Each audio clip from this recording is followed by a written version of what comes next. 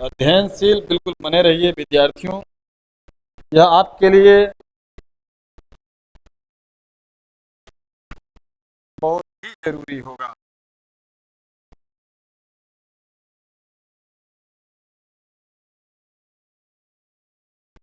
सभी पक्षों पर, सभी विषयों पर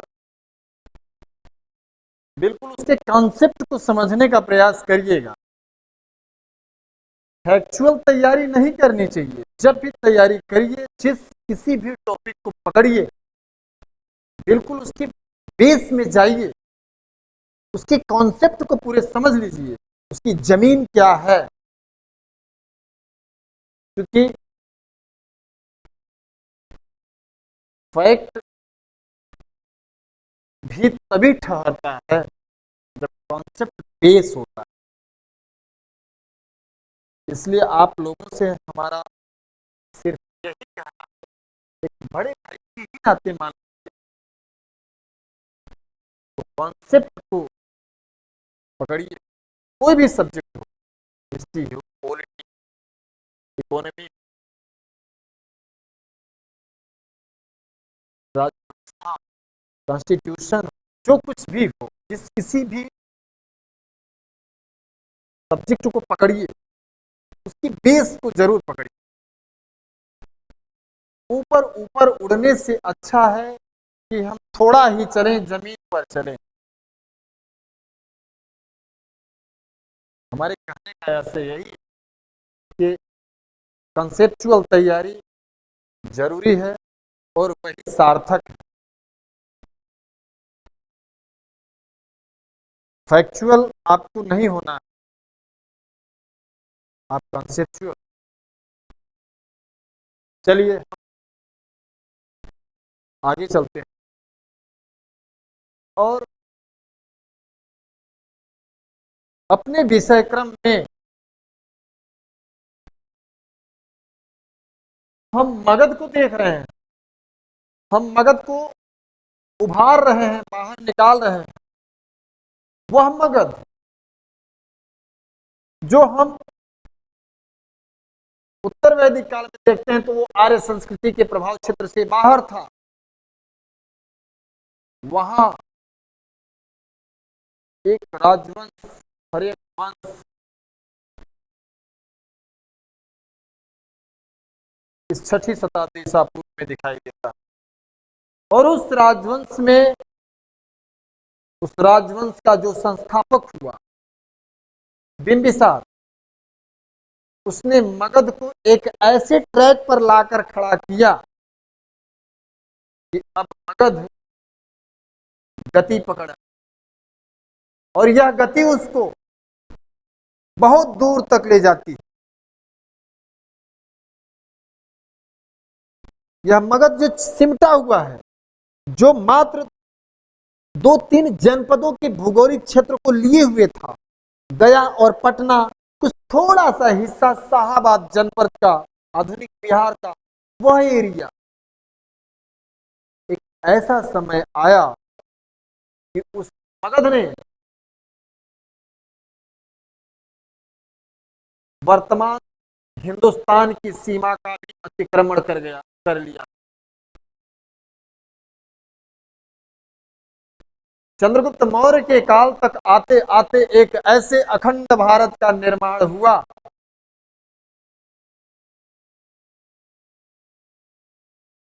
कि उस सीमा का कभी स्पर्श अंग्रेज भी नहीं कर पाए, ब्रिटिश क्राउन भी नहीं कर सका। वह मगध को हम प्रारंभ में, पूर्व की कक्षा में, हम उस पर जो हमारे आपके बीच में चर्चाएं चल रही, उसमें हमने उसके फाउंडर मेंबर को देखा, जो उसका फाउंडर मेंबर बिंबिसार। बिंबिसार बिंबिसार का एक दुखद अंत हुआ, बेहद कष्टकारी अंत हुआ। और वह अंत कैसे हुआ कि उसका अपना ही रक्त उसका द्रोही हो गया।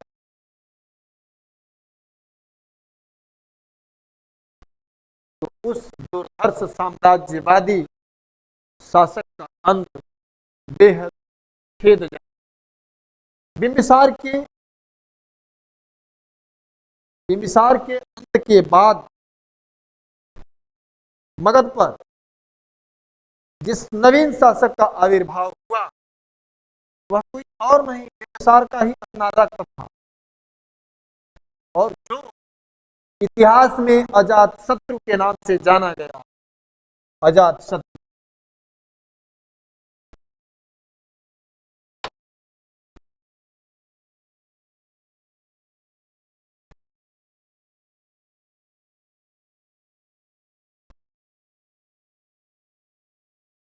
अजात शत्रु का शासनकाल क्या रहा?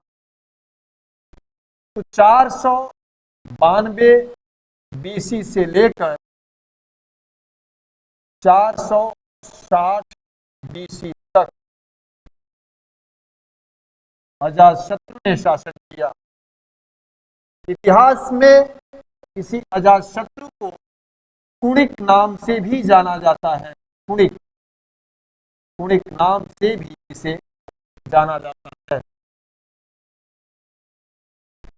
अजातशत्रु भी बिंबिसार के पश्चात जो मगध के राज सिंहासन पर आरूढ़ हुआ, वह भी दुर्धर्ष साम्राज्यवादी विचारधारा का पोषक था। एक एक बड़ा प्रश्न यहाँ खड़ा होता है, यहाँ एक प्रश्न खड़ा होता है कि आखिर अजातशत्रु बिंबिसार का तो पुत्र था, जिसने पिता की हत्या करके या पिता को पदच्युत करके मगध के राज सिंहासन पर कब्जा जमाया। वास्तव में वह पिता के तौर पर अजातशत्रु बिंबिसार का तो पुत्र था, परंतु बिंबिसार की किस रानी के गर्भ से वह उत्पन्न हुआ था? क्योंकि हमने पूर्व की कक्षा में देखा है कि बिंबिसार ने कई वैवाहिक संबंध स्थापित किए और उन वैवाहिक संबंधों में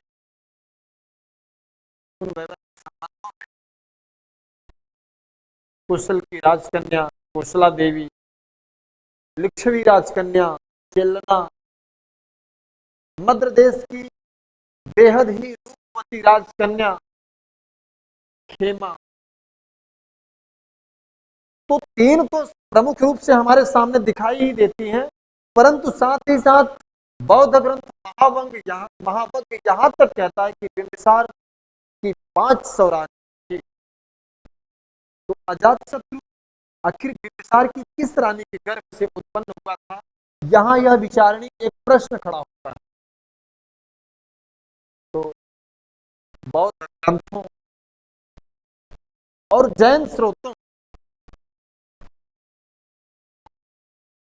में बिंबिसार 6 रानियों के नाम होते हैं। बिंबिसार की 6 रानियों के नाम अलग अलग साहित्य बताते हैं।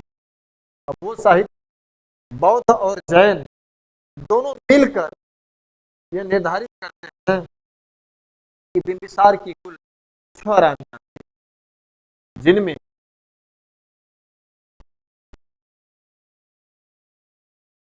कोसला देवी, कोसला देवी, देवी चेलना, चेलना, मद्रा, मद्रा, वैदेही, वैदेही,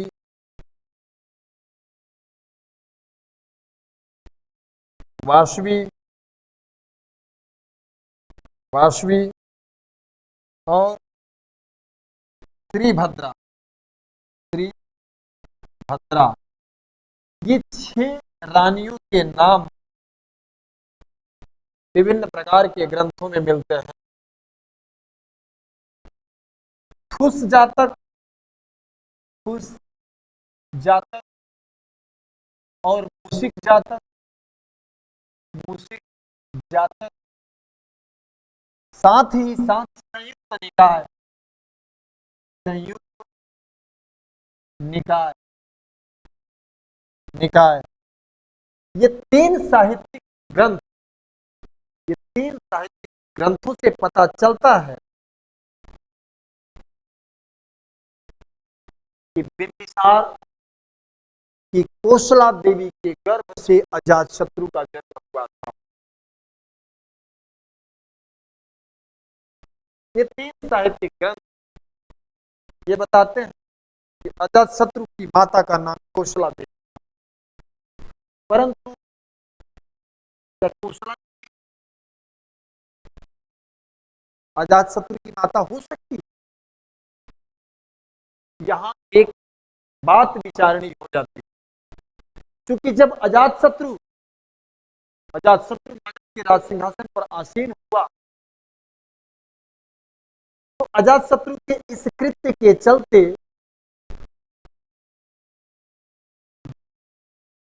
कोसला देवी बड़ी दुखी हुई, और दुखी इसलिए हुई कि उसका पति बिंबिसार कैद कर लिया, और कैद करने के बाद आत्महत्या, हत्या या अन्न जल के परित्याग के कारण उसकी मृत्यु हुई। और बिंबिसार की मृत्यु के बाद कोसला देवी दुखी होकर अंततः मृत्यु हो गई उसकी। कोसला देवी की मृत्यु होने के बाद मगध और कौशल में एक एक संघर्ष प्रारंभ हो गया, और वह संघर्ष कई चरणों से गुजरा, 2 चरणों से प्रमुखतः गुजरा। क्योंकि कोसला देवी कौशल नरेश प्रसेनजीत की बहन थी, और उन भाई बहनों के बीच एक मधुर संबंध था, और वहां उस बहन की मृत्यु के बाद कौशल नरेश भी काफी अजातशत्रु के ऊपर रुष्ट हुआ, और परिणाम स्वरूप उसने जो काशी के टैक्स की वसूली कोसला देवी के श्रृंगार पर व्यय के लिए दे दी जाती थी उसको उसने बंद कर दिया, और काशी के राजस्व के न मिलने से मगध और कौशल के बीच तलवारें खींच गई, जिसका परिणाम यह अंततः प्रसेनजीत की पुत्री बाजीरा और अजातशत्रु के बीच विवाह संबंध स्थापित कर दिया। अब यहां एक बात विचार करने योग्य हो जाती है कि आखिर यदि प्रसेनजीत की बहन कोसला देवी के गर्भ से अजातशत्रु उत्पन्न हुआ होता, यदि प्रसेनजीत की बहन कोसला देवी के गर्भ से अजातशत्रु उत्पन्न हुआ होता तो अजातशत्रु प्रसेनजीत का भांजा होगा, और प्रसेनजीत की पुत्री बाजीरा के बीच विवाह क्या संभव था? क्योंकि बाजीरा अजातशत्रु की मातु थी, मामा की बेटी अर्थात वह बहन थी। तो जहां एक बात यह विचार करने योग्य होती है, यदि अजातशत्रु कोसला देवी के गर्भ से उत्पन्न होता तो वह कोसला देवी के भाई के पुत्री के साथ क्या उसका विवाह संभव था? तो इसके लिए डिटेल में जाने की जरूरत नहीं है, बस थोड़ा सा इस पर एक हम ध्यान केंद्रित कराना चाह रहे थे कि अब उस डिटेल को हम बताएं तो उस युग के समाज को हमें खंगालना होगा। क्या समाज में भाई बहन के बीच वैवाहिक संबंध स्थापित होते थे? तो नहीं होते थे। जब नहीं होते थे तो यह स्पष्ट हो जाता है कि अजातशत्रु कोसला देवी के गर्भ से उत्पन्न नहीं हुआ था, वह बिंबिसार की किसी अन्य रानी के गर्भ से उत्पन्न पुत्र था। और यदि किसी अन्य रानी के गर्भ से उत्पन्न पुत्र था तभी उसका विवाह प्रसेनजीत की पुत्री वाजिरा से संभव था। तो यहाँ थुस जातक, मूसिक जातक और संयुक्त निकाय, ये 3 ग्रंथ ऐसे हैं जो बताते हैं कि अजातशत्रु का जन्म कोशला देवी के गर्भ से हुआ था। चलना के विषय में जैन ग्रंथ निर्यावली सूत्र बताता है कि अजातशत्रु वैशाली के शासक चेटक की पुत्री चेलना के गर्भ से उत्पन्न हुआ था। परंतु यहाँ इस बात को भी निर्यावली के इस मत से भी सहमत होने में कई परेशानियों का सामना करना पड़ता है। चूंकि अजातशत्रु का जब वज्र संघ के साथ संघर्ष हुआ तो उस संघर्ष का एक कारण जो निर्यावली सूत्र ही बताता है कि वज्र संघ और मगध के बीच जो संघर्ष हुआ, जिसमें वज्र संघ का नेतृत्व वैशाली चेटक कर रहा था और मगध का नेतृत्व अजातशत्रु कर रहा था, तो उस युद्ध का एक कारण यह बताया जाता है कि बिंबिसार ने चेलना के गर्भ से उत्पन्न 2 पुत्र हल्ल और बेहल्ल को 18 लड़ियों का हीरो का हार और एक सेगण हाथी उपहार स्वरूप भेंट कर दिया। जब अजातशत्रु मगध का शासक हुआ तो उसने अपने उन भाइयों से उन चीजों को वापस करने की मांग की, परंतु रात्रि के प्रहर में हल और बेहल्ल सेगण हाथी पर बैठ के वो उस 18 हीरो के लड़ियों को हार के साथ नाना चेटक के यहाँ शरण ले वो वैसे मगध छोड़कर निकल गए, राजगृह छोड़ दिया। तो ऐसी स्थिति में एक युद्ध, तो यहाँ उस युद्ध का भी कारण हल और बेहल मिले। तो यदि अजातशत्रु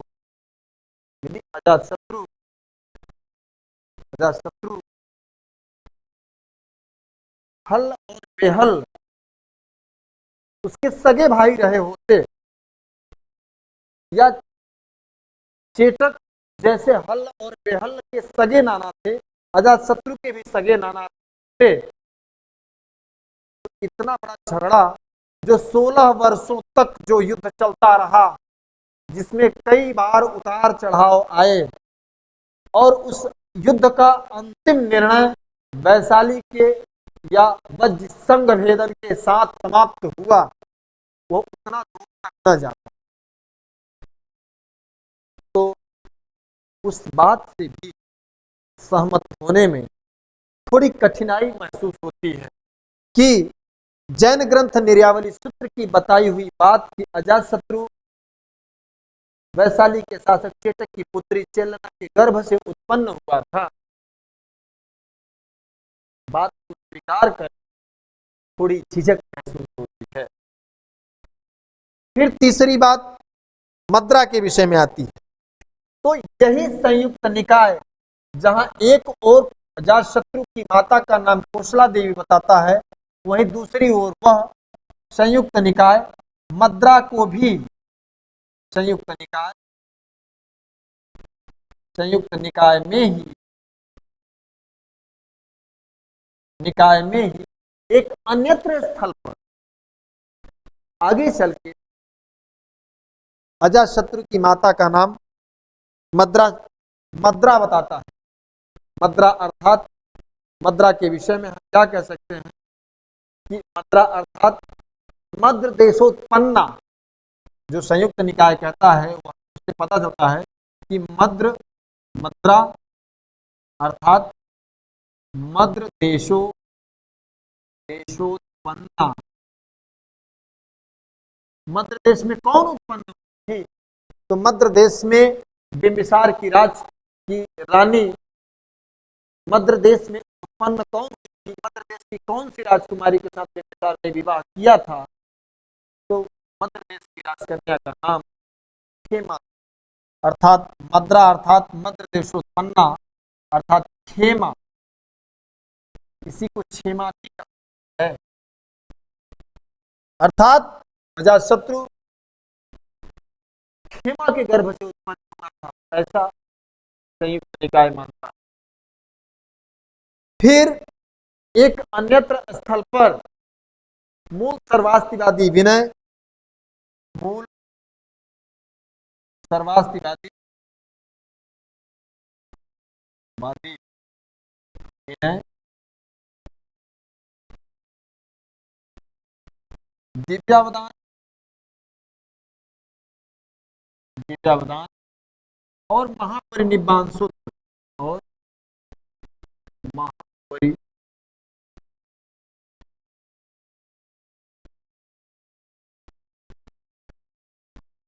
महापरिनिब्बान, ये तीन बड़े ग्रंथ, ये तीन बड़े ग्रंथ यह बताते हैं कि अजातशत्रु वैदेही के गर्भ से उत्पन्न हुआ था। वैदेही, वैदेही किसे कहा गया? वैदेही अर्थात विदेह की राजकन्या। यदि विदेह की राजकन्या की हम बात करें, विदेह की बात हम करें, विदेह, तो विदेह के विषय में हम क्या जानते हैं कि यह एक गणराज्य था, गणराज्य था जो वज्र संघ का सदस्य था। वज्र संघ, वज्र संघ का सदस्य था, क्योंकि 6वीं शताब्दी ईसा पूर्व में जब हम 16 महाजनपदों की सूची देखते हैं तो उस सूची में हम वज्र संघ का नाम पाते हैं, इसमें लिच्छवी, विदेह, ज्ञात्रिक, इस तरह से 8 गणराज्यों का एक संघ बनकर वह वज्र संघ कहलाया था। तो वहां विदेह जिसकी राजधानी मिथिला थी भी वज्र संघ का ही सदस्य था। यहां वैदेही, अजातशत्रु की माता को वैदेही कहा जाना कहीं न कहीं से, जिसमें मूल सर्वास्तिवादी विनय, दिव्यावदान और महापरिनिब्बान सूत्र, ये 3 बड़े ग्रंथ संभवतः चेलना की ओर इशारा करते हैं, क्योंकि चेलना वज्र संघ के ही एक मेंबर लिच्छवी राजकन्या थी, लिच्छवी राजकन्या थी, अर्थात वज्र संघ को ही यहाँ वैदेही के रूप में, या लिच्छवियों को भी वैदेही कन्या, लिच्छवी कन्या को भी वैदेही के रूप में कहा जा सकता है, क्योंकि विदेह भी लिच्छवी के ही अंतर्गत थे। तो यहाँ ये नाम हमको मिलते हैं। तिब्बती, जो तिब्बती दुल्व में, तिब्बती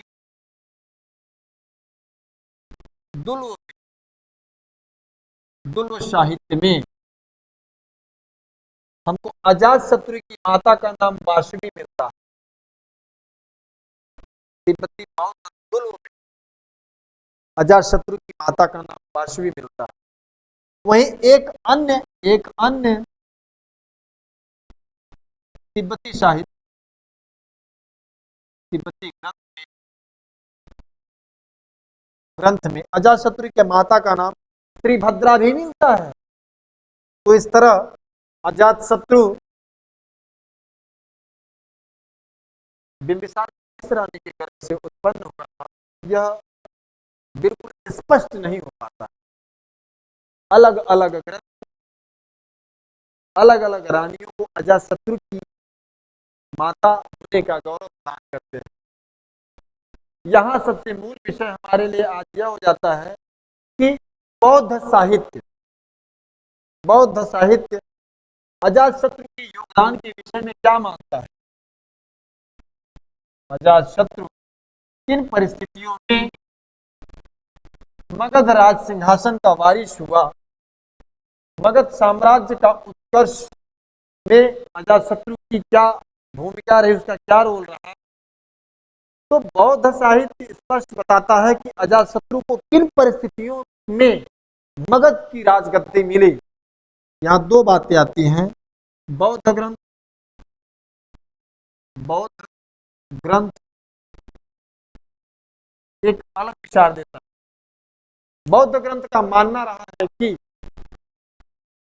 बुद्ध के चचेरे भाई देवदत्त के भड़काने से, देवदत्त की कुमंत्रणा के चलते अजातशत्रु ने अपने पिता बिंबिसार को बंदी बना लिया।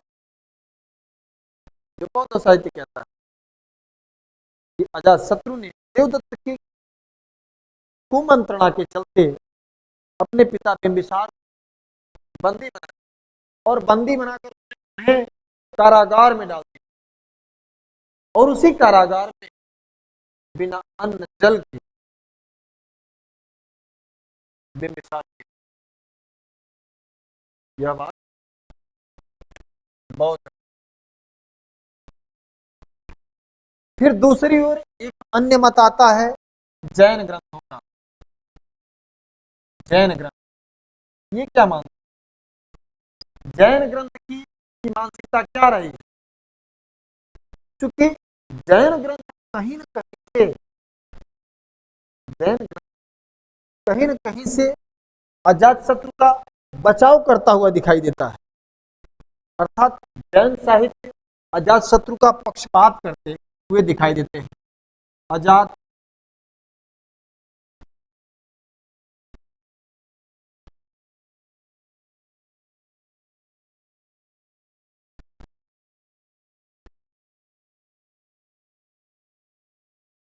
अजातशत्रु का पक्षपात करते हुए दिखते हैं।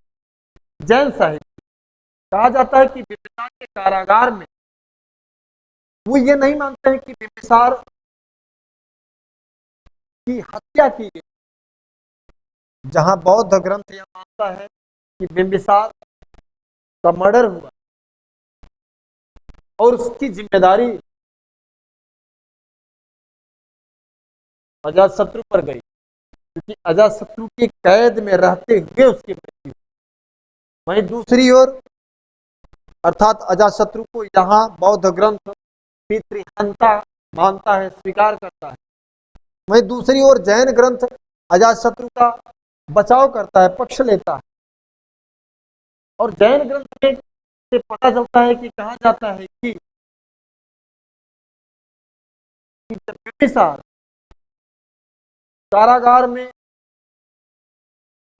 में था तो कुणिक की माता, यह जैन ग्रंथ निर्यावली का ही साक्ष्य, जो निर्यावली अजातशत्रु की माता का नाम चेलना बताता है।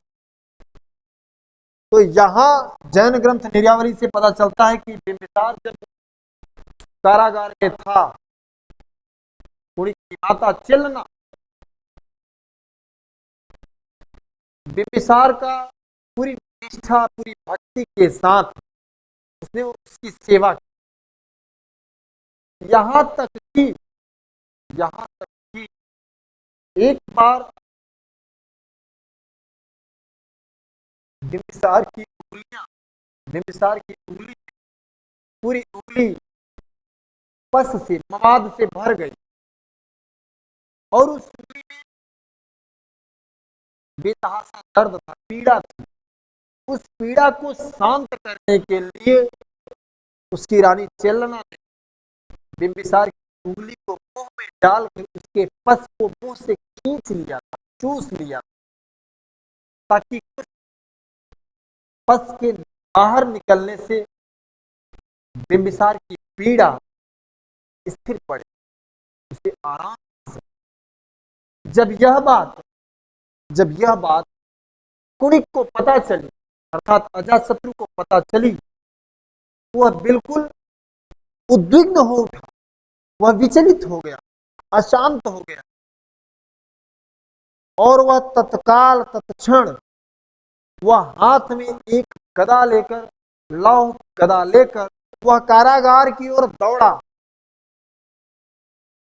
और जब वह कारागार की ओर दौड़ा और उसे ऐसा लगा कि मुझसे बड़ा अपराध हुआ, वह आत्मग्लानि से कुंठित हो गया। वह आत्मग्लानि से इतना भर गया कि वह लौ गदा के साथ कारागार की गलियों की ओर दौड़ा और उसे कारागार की गलियों से आता हुआ देख बिंबिसार को ऐसा लगा कि अब अजात शत्रु मेरी हत्या कर ही देगा, इस लौह प्रहार से मेरी हत्या करेगा। कि तुरंत बिंबिसार ने विषपान कर लिया, उसने जहर खा और उस जहर के प्रभाव से बिंबिसार, ये साक्ष्य जैन साहित्य। तो जैन साहित्य यहाँ बिंबिसार की हत्या नहीं बल्कि बिंबिसार की आत्महत्या की बात करता है। जैन साहित्य पूरी तरीके से अजातशत्रु को बचाने का प्रयास करता है और उसके ऊपर पितृहंता होने के दोष से उसे मुक्त करने का पूरा प्रयास करता है। तो इस प्रकार यह देखा जाता है कि इसीलिए कुछ इतिहासकार अजातशत्रु की पश्चाताप की अग्नि को, कुछ इतिहासकार जो अजातशत्रु के मन में जो पश्चाताप की अग्नि भड़की उसकी बात बिंबिसार के जीवन काल में ही स्वीकार कर लेते हैं, और कुछ यह मानते हैं कि नहीं, बिंबिसार की मृत्यु के बाद अजातशत्रु के मन में पश्चाताप हुआ कि उसे यह कृत्य नहीं करना चाहिए था पिता के साथ जो उससे हो गया। तो यहाँ ये बातों में एक परस्पर विरोधाभास दिखाई देता है। परंतु जब मगध साम्राज्य पर बिंबिसार के बाद अजातशत्रु आ ही गया तो अजातशत्रु के मगध राज सत्ता पर आरूढ़ होते ही डॉक्टर राय चौधरी ने एक बड़ी टिप्पणी की और उन्होंने कहा कि प्रसिया के अर्थात यूरोप के फ्रेडरिक द्वितीय की तरह डॉक्टर राय चौधरी ने अजातशत्रु के कृतित्व, मगध साम्राज्य के उत्कर्ष में उसके योगदान को ध्यान में रखते हुए, उसके मूल्यों को समझते हुए, उसकी महत्ता को पूरी तरीके से स्वीकार किया और बिंबिसार के बाद अजातशत्रु पर एक बड़ी टिप्पणी की। उन्होंने कहा कि प्रसिया के फ्रेडरिक द्वितीय की तरह अजातशत्रु भी अपने पिता की ही नीति का पोषक, फ्रेडरिक द्वितीय की तरह अजातशत्रु ने भी अपने पिता की ही नीति का पालन किया। यद्यपि पिता से उसके संबंध अच्छे नहीं रहे, परंतु फिर भी उसका शासनकाल हर एक वंश का चरमोत्कर्ष का होता। ये बड़ी टिप्पणी इतिहास जगत में डॉक्टर राय चौधरी की अजातशत्रु के ऊपर मगध साम्राज्य के उत्कर्ष के संदर्भ में एक बड़ी टिप्पणी मानी है। कहा जाता है कि अजातशत्रु ने मगध साम्राज्य के उत्कर्ष में उसका क्या योगदान रहा। मगध साम्राज्य के उत्कर्ष में योगदान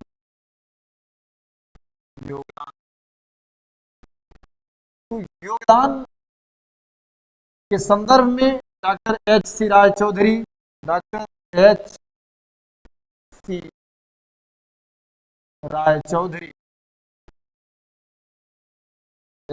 चौधरी की सामरिक टिप्पणी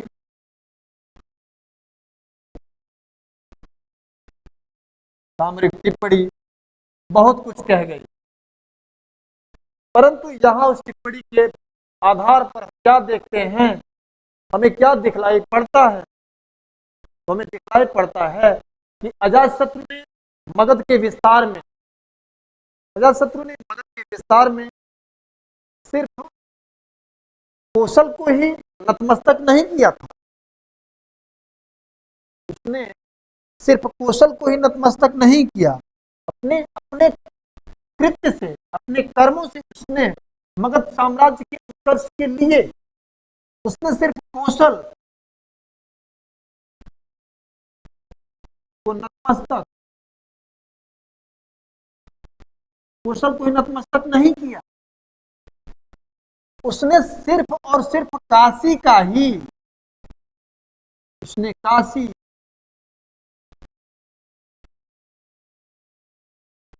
उसने सिर्फ और सिर्फ काशी का ही कुछ भाग मगध में नहीं मिलाया, बल्कि उसने तो गंगा को लांघते हुए वैशाली को भी हड़प लिया था। अर्थात उसने वज्र संघ का भी भेदन कर दिया था, और वज्र संघ का भेदन करने के बाद में उसने उस संपूर्ण भौगोलिक क्षेत्र को मगध साम्राज्य के लिए हड़प लिया। अर्थात उसने वैशाली को भी हड़प लिया था।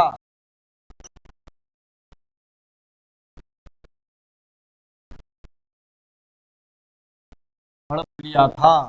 तो मगध साम्राज्य के उत्कर्ष में अजातशत्रु की का योगदान, अजातशत्रु की भूमिका बिल्कुल श्लाघनीय रही।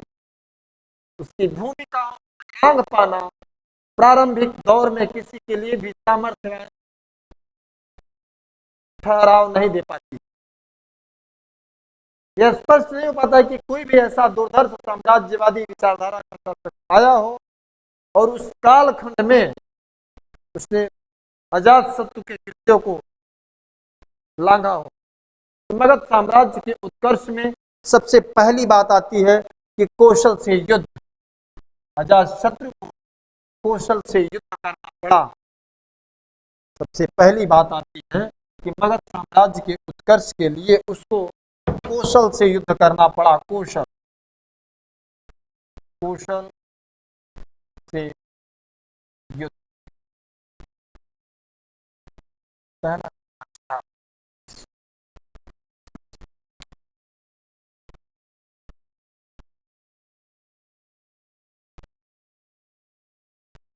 इतिहास में या कहीं भी कुछ घटता है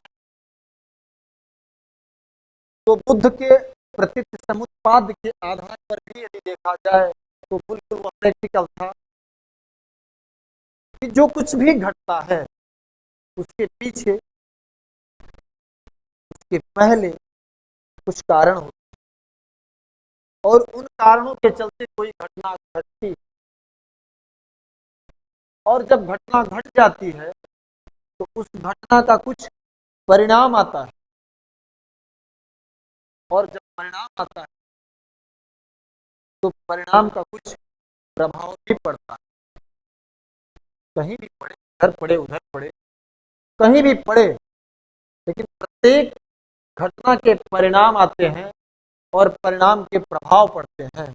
तो वैसे ही मगध साम्राज्य के उत्कर्ष में जो भूमिका का निर्वहन अजातशत्रु कर रहा था, उसी के अंतर्गत एक घटना घटी थी। वह घटना थी कौशल से युद्ध हुआ था। तो कौशल से युद्ध हुआ तो युद्ध क्यों हुआ? यह एक बात, आखिर युद्ध हुआ तो युद्ध क्यों हुआ? युद्ध हुआ तो एक घटना थी, और उस घटना घटी तो घटना के पूर्व कारण क्या? तो यहाँ कौशल से युद्ध के कारण थी। कारण क्या थी? उसका कौशल से युद्ध का कारण क्या था? तो कारण यहाँ सबसे बहुत बड़ी बात तो यह थी कि अजातशत्रु की साम्राज्यवादी महत्वाकांक्षा तो सबसे ऊपर कुछ था, तो वह था अजातशत्रु की साम्राज्यवादी महत्वाकांक्षा। वह मगध को एक साम्राज्य के रूप में परिणित कर देना चाहता था। वह यह चाहता था कि मगध का उत्तरोत्तर विस्तार हो, उत्तरोत्तर विकास हो, और सकल उत्तरी भारत मगध के दायरे में सिमट कर आ जाए। तो उसकी नीति का विस्तारवादी होना, उसकी उसका महत्वाकांक्षी स्वभाव सबसे बड़ा कारण।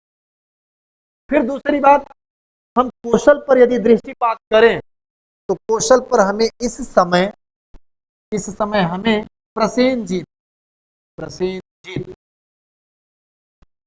शासक मिलता है। हमें इस समय कौशल का शासक कौन दिखाई देता है? तो हमें शासक दिखाई देता है कि प्रसेनजीत।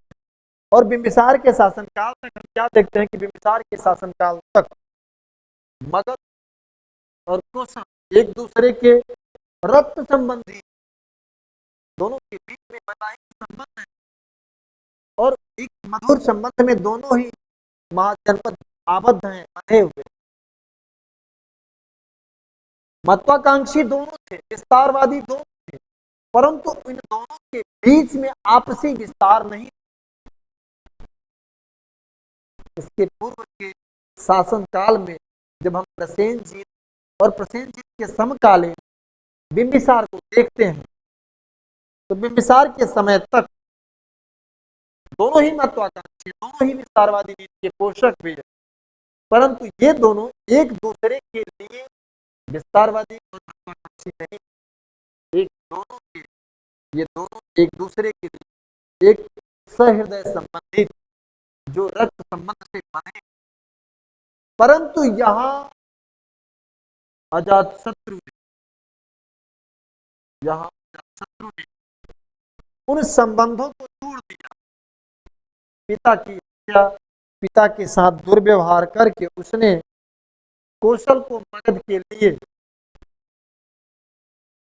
अनुपयुक्त बना दिया।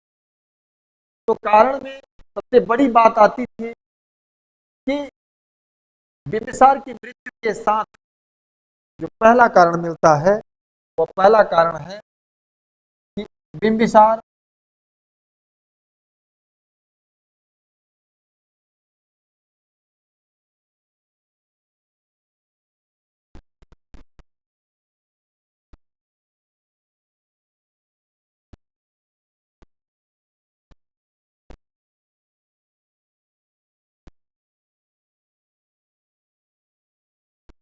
बिंबिसार की मृत्यु के साथ कौशला देवी दिवंगत हो गई।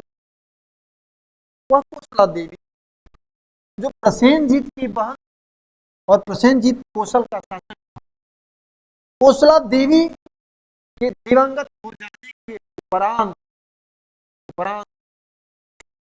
प्रसेनजीत बेहद क्रुद्ध हो गए। बहन की मृत्यु के बाद प्रसेनजीत का क्रुद्ध हो जाना भी स्वाभाविक, क्योंकि प्रसेनजीत कौशला देवी को बहुत ही स्नेह करता था। ऐसी स्थिति में वह संबंध अब मगध और कौशल के बीच नहीं रहे, जो मधुर संबंध थे वह नहीं रहा। फिर दूसरी बात, दूसरा जो कारण आता है वह यह था कि मगध को, दूसरा जो कारण था, एक तो इससे बात बिगड़ी और दूसरा था मगध को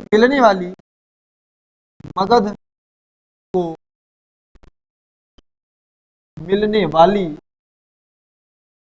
काशी की आय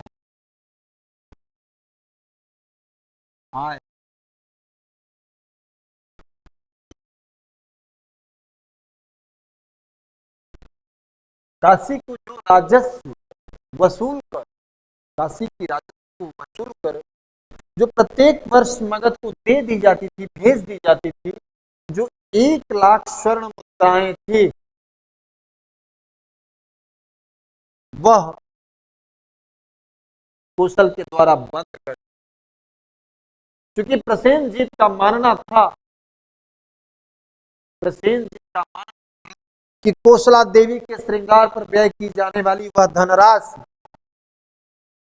कौशला देवी के न रहने के कारण वह कौशल को वापस कर ली जाती, क्योंकि काशी की आय दी गई, काशी की राजस्व वसूली दी गई थी मगध को।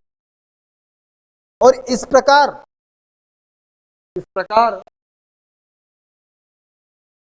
जिस घटना ने रुख लिया, जिस घटना ने एक नवीन रूप धारण किया। वह क्या था कि एक एक काशी को न तो एक काशी को खोना चाहता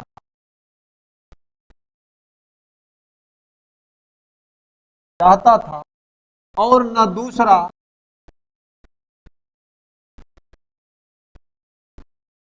न तो एक काशी को खोना चाहता था और न दूसरा काशी को छोड़ना चाहता था।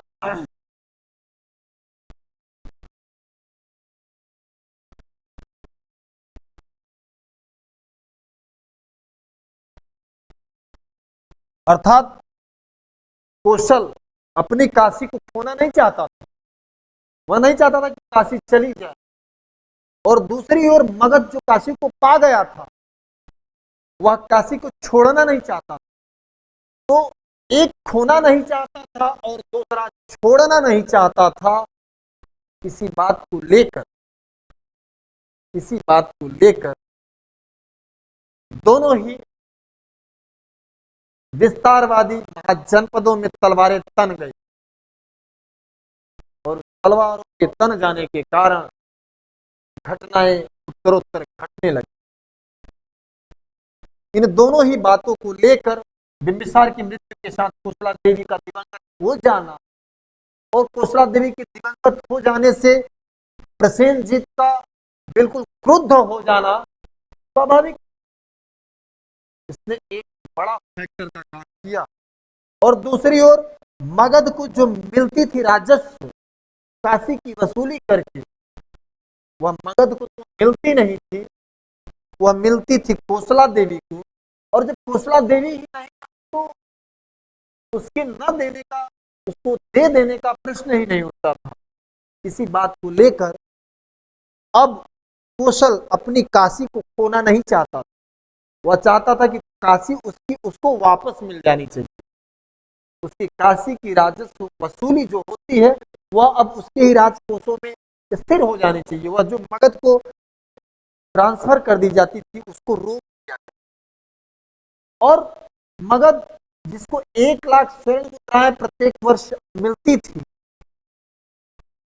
काशी से, उस काशी को मगध छोड़ना नहीं, अर्थात एक खोना नहीं चाहता था, दूसरा छोड़ना नहीं चाहता था। इसी बात को लेकर जो तलवारें तनी, उन्होंने घटनाओं को अंजाम देना शुरू किया और इसी कारणों के चलते घटनाएं घटने लगी।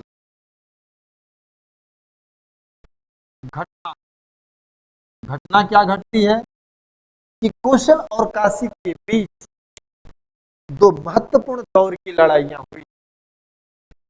दो महत्वपूर्ण दौर की लड़ाइयां लड़ी गई। इन लड़ाइयों में प्रथम दौर की जो घटना थी, प्रथम युद्ध, प्रथम युद्ध के अंतर्गत अजात शत्रु के प्रहार को कौशल नरेश प्रसेनजीत सह न सका और प्रसेनजीत को अपनी जान बचाकर भागना पड़ा। प्रसेनजीत युद्ध का मैदान छोड़कर श्रावस्ती की ओर निकल गया और श्रावस्ती में वह अपने राजकीय माली के घर में जाकर उसने शरण ली और वहां अपने जान की रक्षा की। तो इस प्रकार पहले दौर के युद्ध में कौशल पराजित हुआ। कौशल पराजित हुआ, परंतु इतने पर बात नहीं ठहरी और द्वितीय दौर का भी हुआ। कहा जाता है कि उसी समय वर्षावास के उद्देश्य से कुछ बौद्ध भिक्षु श्रावस्ती आए। भगवान बुद्ध के साथ कुछ बौद्ध भिक्षु श्रावस्ती आए और श्रावस्ती आने के बाद में जब उन्हें पता चला कि मगध और कौशल के बीच काशी के प्रश्न पर तकरार खड़ी और उस तकरार में पहले दौर में कौशल नरेश प्रसेनजीत को जान बचानी पड़े, ऐसी स्थिति के संदर्भ में उन घटनाओं पर दो भिक्षुओं ने आपस में वार्ता की दो भिक्षु आपस में बातचीत कर रहे और उसी बात में, उसी बीच में वो दो भिक्षु अपने पूर्व अनुभव को एक दूसरे से साझा कर रहे थे। क्योंकि वे दोनों बौद्ध भिक्षु, उसके पहले बौद्ध भिक्षु होने के पहले वो राजकीय कर्मचारी रहा करते थे, किसी बड़े राज्य के राजकीय कर्मचारी थे। उन्होंने मत्स्य व्यूह और शकट व्यूह की चर्चा आपस में की। उन्होंने शकट व्यूह और मत्स्य व्यूह, मत्स्य व्यूह क्योंकि युद्ध नीति में तरह तरह के व्यूहों का आयोजित करना और उन व्यूह के आधार पर युद्ध लड़ना बहुत प्राचीन समय से ही चला आया। तो यहां पर भी हमको एक व्यूह, मत्स्य व्यूह की चर्चा मिलती है। उस मत्स्य व्यूह का यदि आयोजन कर दिया जाता, मत्स्य व्यूह का आयोजन कर दिया जाता, दोनों भिक्षु आपस में बात कर रहे थे और मत्स्य व्यूह के निर्माण की संरचना, मत्स्य व्यूह की संरचना की प्रक्रिया को भी वो बता रहे थे कि किस सूत्र के आधार पर, किस फार्मूले से मत्स्य व्यूह की संरचना की जाती है। उस निर्माण प्रक्रिया को भी वो दोनों आपस में ही चर्चा के माध्यम से बता रहे थे, जिनको बिंबिसार, जिनको प्रसेनजीत के, जिनको प्रसेनजीत के मंत्रिपरिषद के लोग सुन रहे थे। कुछ साहित्यों में प्रसेनजीत के भी सुनने की चर्चा आती है। उस मत्स्य व्यूह की यदि संरचना कर दी जाती तो प्रसेनजीत का पराजित न होना बिल्कुल तय था। इसी बात को लेकर द्वितीय दौर के युद्ध में मगध और कौशल के बीच में जैसे युद्ध का शंखनाद हुआ, तत्काल मत्स्य व्यूह की संरचना कर दी गई। युद्ध में एक ऐसा घेरा बनाया गया कि जिसमें मछली को जाल में पकड़ा जाता है, मछली को फंसाने के लिए जिस जाल को फेंका जाता है और मछली को फंसा कर निकाल लिया जाता है, वैसे ही उस युद्ध संरचना में मत्स्य व्यूह का प्रयोग किया गया। और उस द्वितीय युद्ध में मत्स्य व्यूह के चलते, मत्स्य व्यूह के चलते अजातशत्रु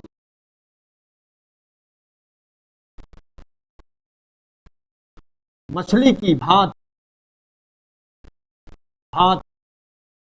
कौशल के द्वारा फंसा लिया गया, अजातशत्रु पकड़ लिया गया।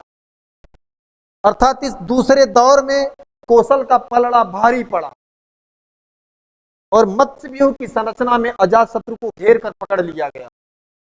अजातशत्रु के पकड़ लिए जाने से सेना ने हथियार,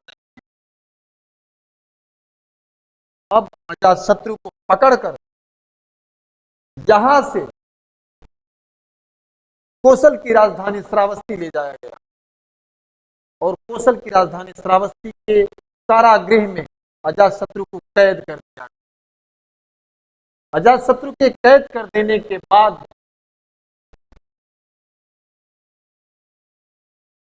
कौशल के मंत्रिमंडल में रोज उत्तरोत्तर किसी न किसी बात को लेकर आपसी बहस चलती रही। कुछ लोगों का मानना था कि अजातशत्रु को दंडित किया जाए, अजातशत्रु को मारा जाए, परंतु उसी सभासद में बैठे अन्य वयोवृद्ध लोग इस पक्ष में भी नहीं, चूंकि वो मगध और कौशल के पूर्व संबंधों को ध्यान में रखते थे। अर्थात एक विवादास्पद स्थिति सदैव बनी रही, परंतु प्रसेनजीत की भी इच्छा यही थी कि जैसे भी हो, क्योंकि जैसे भी हो प्रसेनजीत का मानना था, प्रसेनजीत इस पक्ष में ही आ रहा था कि अजातशत्रु का वध कर दिया जाए, परंतु यह निर्णय नहीं लिया जा सका। और तभी एक और घटना क्या थी कि एक दिन प्रसेनजीत की पुत्री बाजीरा कारागार के कैदियों की अवस्था की अवस्था को देखने के उद्देश्य से वह कारागार की ओर निकल पड़ी।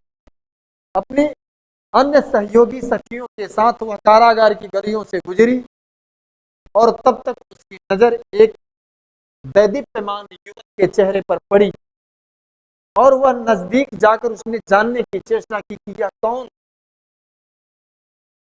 अन्य लोगों के माध्यम से, अन्य अंगरक्षकों और कैदी गृह के संरक्षकों के द्वारा उसे यह मालूम हुआ कि यह मगध का शासक अजात शत्रु, और यहीं से एक नए संबंध की शुरुआत हुई। एक प्रणय संबंध, एक प्रेम संबंध दोनों के हृदय में एक दूसरे के प्रति प्रस्फुटित हो उठा।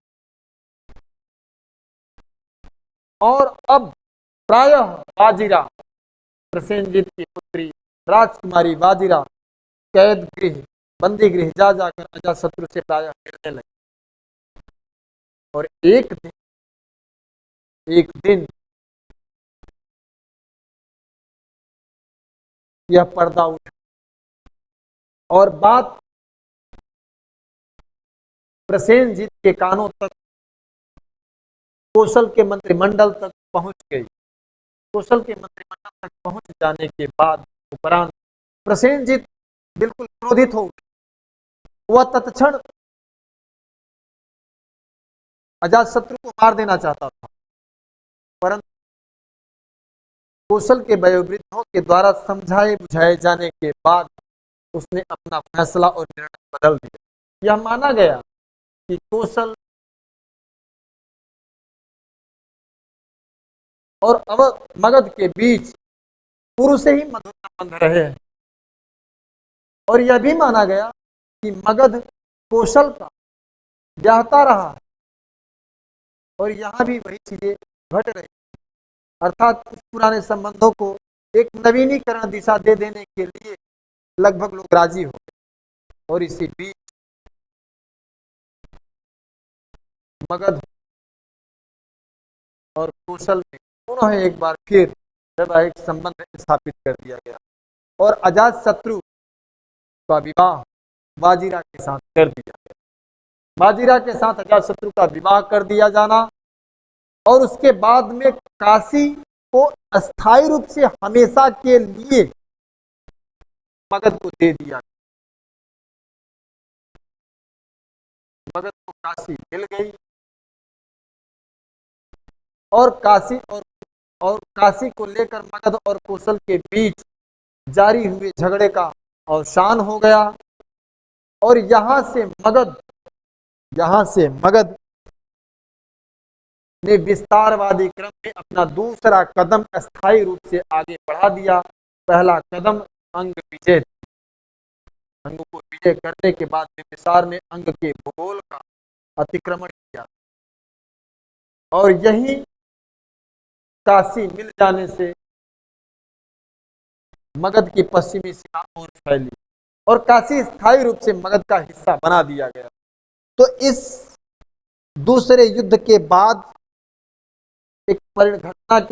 इस घटना के बाद जो परिणाम निकला, परिणाम जो आया वह परिणाम बेहद मधुर परिणाम था और उस परिणाम में दोनों ही महाजनपदों का हित सन्निहित था।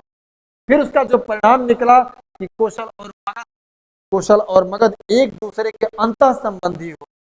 अब दोनों का एक दूसरे के प्रति अंतः संबंध उजागर हो। तो इस प्रकार इस घटना ने मगध को के उत्कर्ष में मजबूती प्रदान। फिर दूसरी ओर इसी उत्कर्ष में विस्तारवादी योजना के अंतर्गत कौशल से युद्ध के बाद अजातशत्रु को वज्रसंघ से भी युद्ध करना पड़ा, अर्थात वैशाली से भी उसका युद्ध हुआ। वैशाली वैशाली,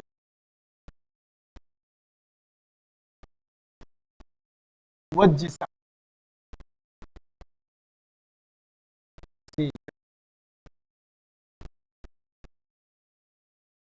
इसे वैशाली से भी युद्ध करना पड़ा। कारण यहां पर भी वही चीजें हैं। इस वैशाली के साथ युद्ध को भी हम इसी दृष्टिकोण से देखेंगे, आखिर वैशाली से युद्ध के कारण क्या था, फिर घटना क्या घटी, और उस घटना के बाद में परिणाम क्या आया, और उस परिणाम का प्रभाव क्या था। इन सारी चीजों को हम यहां भी देखें।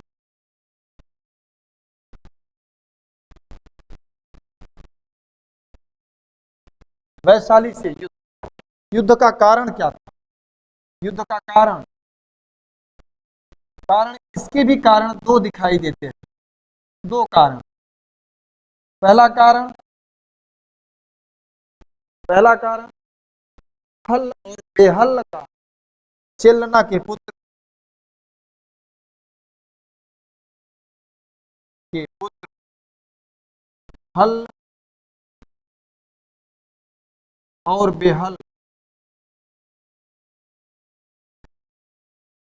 बेहल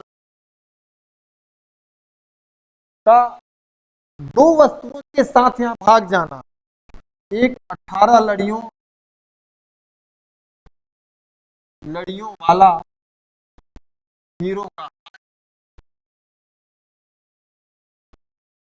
और दूसरा शेरगढ़ हाथी, शेरगढ़ हाथी के साथ उनका मगध साम्राज्य की सीमा को लांघ कर अपने नाना के घर चले जाना, नाना के यहाँ शरण लेना, नाना चेटक से भी इन चीजों की मांग किया जाना, अजातशत्रु द्वारा उनकी मांग की गई कि उनको वापस कराइए, परंतु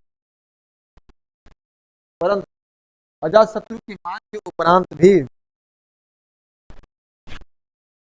अजातशत्रु की मांग के उपरांत भी चेटक ने भी तलवारें चटका दी, और चेटक ने भी उन चीजों की वापसी को इनकार कर दिया।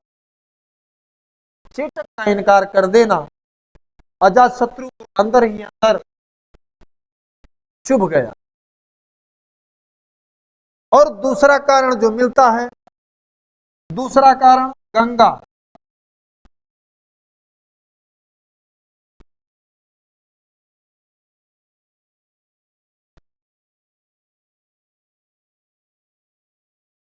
कहा जाता है कि गंगा नदी के किनारे, क्योंकि गंगा के उत्तर में वज्जी संघ था, गंगा के दक्षिण में मगध था, तो कहा जाता है कि गंगा नदी के किनारे रत्नों की एक खान, गंगा नदी के किनारे रत्नों की एक खान, जो निर्यावली सूत्र बताता है, जो जैन ग्रंथ निर्यावली सूत्र से पता चलता है कि गंगा नदी के किनारे रत्नों की एक खान थी, और उस खान पर एक समझौता हुआ, और समझौता यह था कि उस खान पर मगध और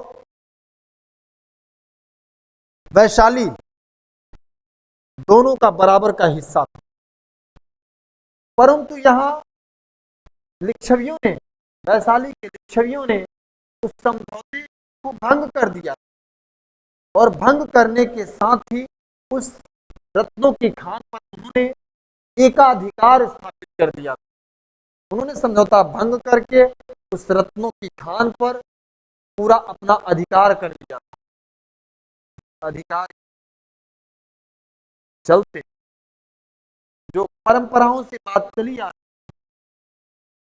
उन परंपराओं का परित्याग कर देना, और परित्याग के बाद उस समझौते को भंग करते हुए उस पूरे रत्नों की खान पर अपना एकाधिकार, स्वामित्व स्थापित कर लेना अजातशत्रु को सहनीय नहीं था। अजातशत्रु यह सहने को तैयार नहीं था। वह किसी भी कीमत पर अपने अधिकार को पाने के लिए वह हद तक गुजर जाने को बिल्कुल तत्पर था। बस ये दो ही कारणों ने, इन दो ही कारणों ने घटनाओं को जन्म देना शुरू कर दिया। इन कारणों के चलते कुछ घटनाएं घटने लगी। और घटनाएं क्या घटती हैं कि वज्र संघ को जीतना, वज्र संघ को जीतना सामान्य बात नहीं, किसी खेल का विषय नहीं था, क्योंकि वज्र संघ में 8 प्रमुख गणराज्यों का एक संघ था। उनके कुछ नियम थे, उनके कुछ आपसी शर्तें थी, और इसलिए उनको जीत पाना, उनमें एक ऐसी एकता थी, एक ऐसी यूनिटी थी कि उस यूनिटी को भंग कर पाना, उस यूनिटी के होते हुए उसको किसी भी प्रकार से जीत पाना संभव नहीं था। इसीलिए महात्मा बुद्ध, भगवान बुद्ध की सलाह के अनुसार वज्र संघ पर विजय के लिए उनमें फूट पड़ना आवश्यक था। इसी के पश्चात महामंत्री वस्त्रकार ने वज्र संघ में फूट डालने का पूरा प्रयास किया, क्योंकि मगध को आप जानेंगे तो अजातशत्रु के कुछ ऐसे संबंध थे, क्योंकि अजातशत्रु के संबंधों में 2 महत्वपूर्ण नाम आते हैं। एक आता है वस्त्रकार, वस्त्रकार, और दूसरा आता है सुनीत, सुनीत। ये 2 नाम। वस्त्रकार अजातशत्रु का प्रधानमंत्री था, प्रधानमंत्री, अर्थात यह मगध का महामंत्री, मगध का प्रधानमंत्री था। और सुनीत भी मगध की विचारणी परिषद का एक महत्वपूर्ण मंत्री। समय समय पर वस्त्रकार की बात करें तो वस्त्रकार उस समय का सबसे श्रेष्ठ, सर्वाधिक सर्वाधिक श्रेष्ठ श्रेष्ठ कूटनीतिज्ञ था, कूटनीतिज्ञ था। छल प्रपंचों में वह माहिर था। किसी भी घटना के पीछे एक प्रपंच को गढ़ देना उसके लिए आम बात है। इस प्रकार के कूटनीतिज्ञ ब्राह्मण प्रधानमंत्री वस्त्रकार ने जब बुद्ध का इशारा पाया कि वज्र संघ में फूट डाले बिना वज्र संघ का भेदन कर देना संभव नहीं, तो वस्त्रकार के दिमाग में तरह तरह की प्लानिंगें घूमने लगी। अब वह वज्र संघ में फूट डालने के लिए अनवरत प्रयासरत हो गया, और उसी कड़ी में जब दोनों ओर से एक खिंचाव की स्थिति बनी थी, मगध और वज्र संघ के बीच, कौशल के बीच जिस एक्शन की स्थिति बनी हुई थी, उसको पार करने के लिए यह आवश्यक था कि दोनों ही जनपदों के, दोनों ही महाजनपदों के, राज्यों के गुप्तचर भी एक दूसरे पर पक्की नजर बनाए हुए थे। कहां कौन सी घटनाएं घट रही, कहां की क्रिया प्रतिक्रिया क्या होने वाली है, नित्य की सूचनाएं नित्य एक दूसरे दरबार में आती जाती।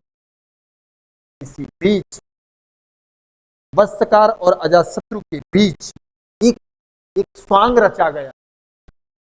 मगध की कैबिनेट, मगध की राज परिषद को भी यह चीज नहीं बताई गई, और मगध के राज दरबार में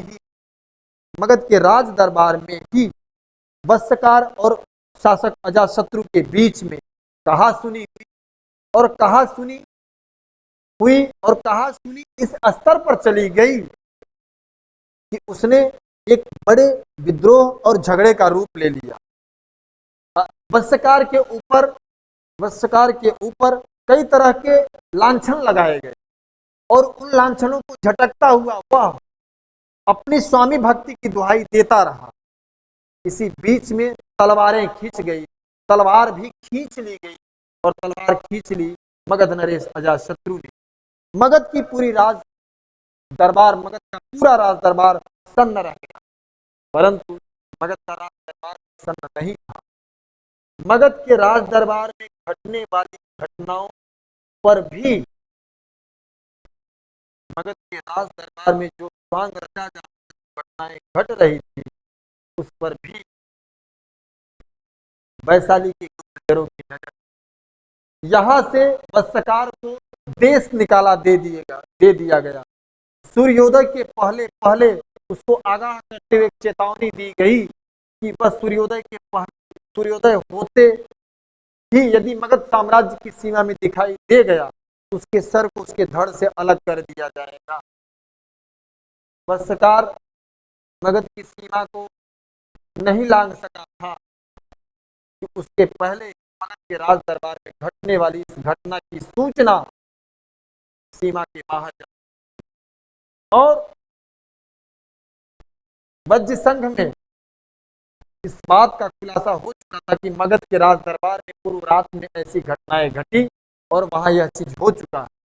जबकि यह दो पर दो लोगों के बीच अर्थात राजा और प्रधानमंत्री के बीच का रचा हुआ स्वांग, इस स्वांग के उपरांत वत्सकार यहां से निकल गया और वत्सकार गंगा को पार कर गया।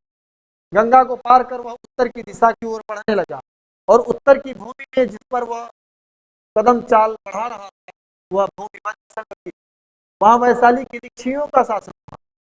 ऐसी स्थिति में लिच्छवियों ने भेद नीति का पालन करते हुए वत्सकार को अपने यहाँ ले और उन्होंने सोचा यह प्रधानमंत्री रहा, इससे बहुत सारी चीजें उसको मिल सकती हैं जो उनके लिए सामरिक लाभ की बातें हों। इसी बात को लेकर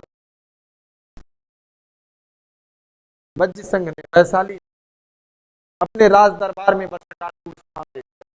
अब वत्सकार अपने प्लान में सफल हो, वह वज्र संघ में प्रवेश कर गया था। वह अपने आप को वज्र संघ में सम्मिलित कर ले जाने पाने में सफल रहा और यहाँ रहते उसने धीरे धीरे धीरे वज्र संघ के प्रत्येक मेंबरों के बीच मध्य धीरे धीरे जहर के बीज होना प्रारंभ कर दिया और इस जहर के बीजों के अंकुरण का उसे इंतजार। यह पहली दूसरी घटना घटी, वह घटना थी पहली घटना वत्सकार का मगध से पलायन और दूसरी घटना थी पाटलीग्राम की स्थापना। दूसरी घटना के अंतर्गत अजातशत्रु ने तत्काल जब अजातशत्रु को उसके गुप्तचरों के माध्यम से पता चला कि वत्सकार अपने कार्य में सफल हो गया, वह वज्र संघ में प्रवेश कर गया, वह वज्र संघ के मंत्रिमंडल में घुस चुका है और वज्र संघ का मंत्रिमंडल उसके अनुभवों से लाभ उठाना चाहता है और वही वत्सकार ने उनके बीच में विष के जहर बोने शुरू कर दिए, विष के बीज बोने, जहर के बीज बोने शुरू कर दिए ताकि इनमें फूट पड़ सके। वहीं दूसरी ओर तत्काल गंगा के दक्षिणी छोर पर वैशाली के ठीक सामने एक गांव की स्थापना, एक ग्राम की स्थापना अजातशत्रु ने की और वहां उसने उस ग्राम का उसने नाम पाटलीग्राम रखा। उस ग्राम का नाम उसने पाटलीग्राम और यही पाटलीग्राम एक समय आगे चलकर पाटलिपुत्र के नाम से जाना गया। इस पाटलीग्राम में अजातशत्रु ने दुर्गीकरण कराया, वहां उसने दुर्गों का निर्माण कराया और मगध की सेना को वहीं पर मगध की मिलिट्री को उसने सुरक्षित किया ताकि वह एक ऐसा स्थल था जहां से गंगा घुमाव लेती थी और उस घुमाव की जगह पर गंगा का पाट थोड़ा कम होता था ताकि गंगा को पार कर पाना काफी आसान हो और जल्दी से सेना यहां से उस पार की जा सके और करके सीधे तुरंत वैशाली को चारों तरफ से घेर के अटैक किया जा सके। इसकी पूर्व तैयारी वह करने लगा। यह दूसरी घटना। तीसरी घटना और घटती और तीसरी घटना थी कि अजातशत्रु ने वज्र संघ के भेदन के पूर्व अजातशत्रु ने वज्र संघ के भेदन के पूर्व अत्याधुनिक अस्त्रों का भी प्रयोग किया। वह कुछ ऐसे ऐसे अस्त्रों का प्रयोग करना चाहता था जो बिल्कुल नवीन हो, युद्ध पद्धति से बाहर के रहे हो, उनको कभी भी किसी युद्ध में अभी तक देखा ना गया हो। ऐसे युद्ध अस्त्रों का भी प्रयोग वह इस नवीन युद्ध में करना चाहता था। और इसी में उसने उसने रथमूषल रथमूषल और महाशिलाकंटक महाशिलाकंटक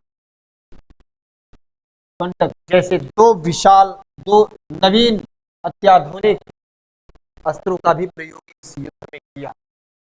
तो इन घटनाओं में जैसे ही वत्सकार ने वज्र संघ में भेद उत्पन्न कर दिया, फूट डाल दी, और फूट डालने के बाद उसने वैशाली के किले पर चढ़कर लाल ध्वज का एक इशारा किया, और इशारे के बाद वैसे ही तत्काल पाटलीग्राम में सुरक्षित रखी गई मिलिट्री, मगध की मिलिट्री ने तुरंत वैशाली वज्र संघ पर आक्रमण कर दिया। और उस आक्रमण में वज्र संघ फूट होने के कारण, वज्र संघ के प्रत्येक सदस्यों के बीच आपसी फूट होने के कारण उन्होंने सम्मिलित रूप से युद्ध का सामना नहीं, और उसके बावजूद भी उस युद्ध में दो भयानक महाअस्त्रों रथमूषल और महाशिलाकंटक का प्रयोग किया।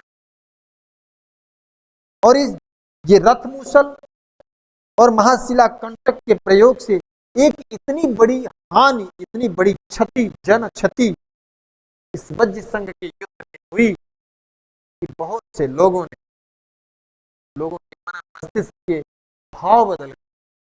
उन भावों में एक भाव बदल गया था वैशाली की नगर बधू आम्रपाली का। तो यहां इस घटना के बाद पूरी तरीके से वज्र संघ का पतन कर दिया, वज्र संघ का भेदन हुआ, और उस वज्र संघ के भेदन के साथ वज्र संघ की सीमाओं को तोड़ दिया गया और वज्र संघ का विलय कर लिया गया मगध साम्राज्य का। मगध साम्राज्य के विस्तार का यह एक कदम और उत्तर में मगध साम्राज्य की सीमाएं अब हिमालय की तलहटी वाले एरिया तक का भी स्पर्श करने लगे। हिमालय का तराई क्षेत्र अब मगध के भौगोलिक सीमा के अंतर्गत आने लगा, अर्थात मगध यह रथमूषल और महाशिलाकंटक, इन दो अस्त्रों पर आप ध्यान देंगे, इन पर प्रश्न बना करते एग्जाम के पॉइंट ऑफ व्यू से भी आप ध्यान देंगे कि रथमूषल और महाशिलाकंटक पर प्रश्न बनते हैं। रथमूषल कैसा था? यह स्वचालित, अत्याधुनिक स्वचालित, इसमें बड़े बड़े मूसल लगे हुआ करते थे, और यह शत्रुदल के बीच में घुसते ही इसके मूसल अंदर से बाहर निकल जाते थे और चक्राकार घूम घूम कर शत्रु सेना का संहार करने लगते थे। महाशिलाकंटक एक ऐसा अस्त्र था जिस पर बड़े बड़े पाषाण खंडों को रखकर शत्रु की सेना पर फेंका जाता था। इन दोनों ही अस्त्रों का प्रयोग यदि बॉलीवुड में आप देखेंगे तो कुछ समय के बाद एक फिल्म आई थी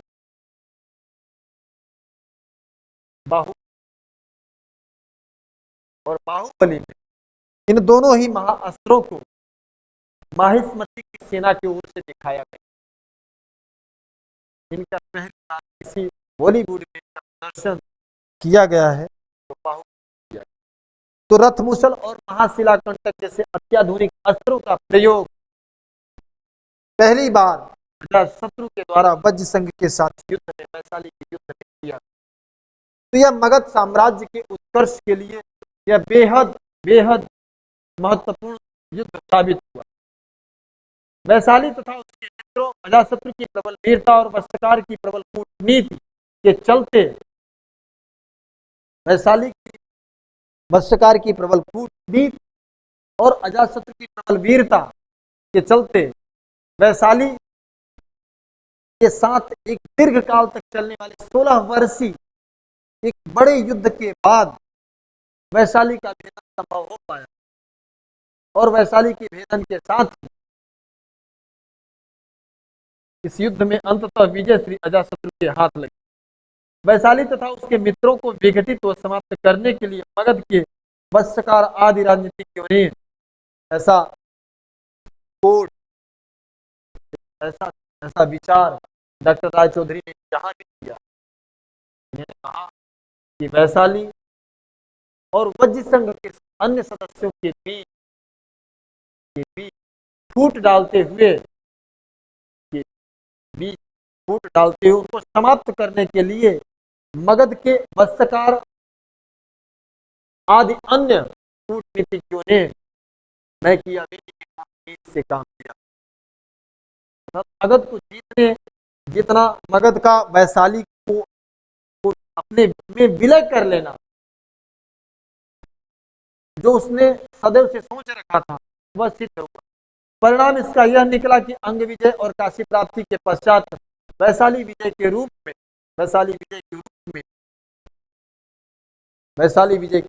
काशी मगध ने साम्राज्य स्थापना की ओर अब अपना तीसरा कदम आगे बढ़ा दिया। तो इस प्रकार ये दो महत्वपूर्ण बातें यहाँ रही। फिर तीसरी बात मगध साम्राज्य के उत्कर्ष की आती है तो हम अजातशत्रु को प्रासंगिकता में लेकर देखने का प्रयास करते हैं तो वो बात होती है कि अंग मगध की जो परंपरा शुरू हुई वह परंपरा कौशल से युद्धों तक गई। वहां से घूमकर काशी की प्राप्ति के बाद वह वज्र संघ के हड़पने तक आ गई और इसके बाद यही परंपरा और आगे बढ़ी। अब मगध को कोई टक्कर देने वाली कोई ताकत और थी तो वह ताकत थी अवंती स्टेट के साथ भी हमको यह देखना होता है कि मगध की अजातशत्रु का तत्कालीन एक और शक्ति अवंती के साथ संबंध अवंती